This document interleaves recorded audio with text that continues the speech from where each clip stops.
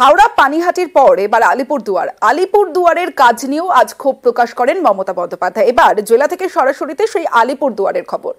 7 বছর ধরে জাতীয় সড়কে 4 লেনের কাজ থমকে, তার মধ্যে কয়েকদিনের বৃষ্টিতে চর তোর্সার উপর ডাইভারশন রুট ভেঙে চৌচির, ফলে 3 দিন ধরে রাস্তা বন্ধ। এতে চরম বিপাকে আলিপুরদুয়ারের বাসিন্দারা।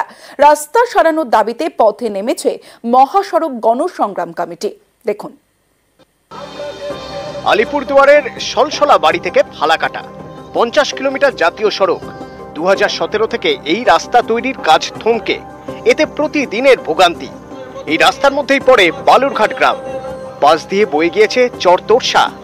রাস্তা তৈরি না হওয়ায় এই নদীর উপর দিয়ে গিয়েছে একটি ডাইভারশন রুট।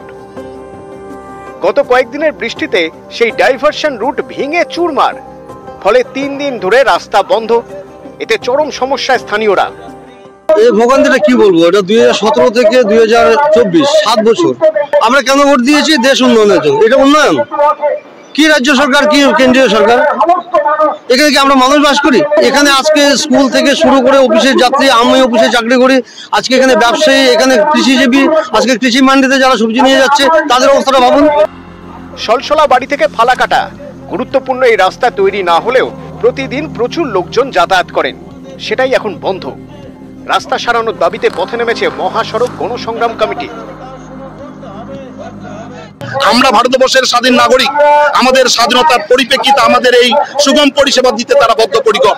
আমরা সেই সুযোগ পরিষেবা থেকে কেন বঞ্চিত, এটার জবাব রাজ্য এবং কেন্দ্রীয় সরকারকে দিতে হবে। এইভাবে কতদিন এইখানকার মানুষ বঞ্চিত থাকবে? তাই আমাদের এটা আন্দোলন, আমাদের অধিকার আমাদের বুঝিয়ে দিতে হবে। এখানে তো কেস করানোর জন্য তৃণমূল কংগ্রেস বিভিন্ন তাদের নেতাদের লাগিয়ে রেখেছে।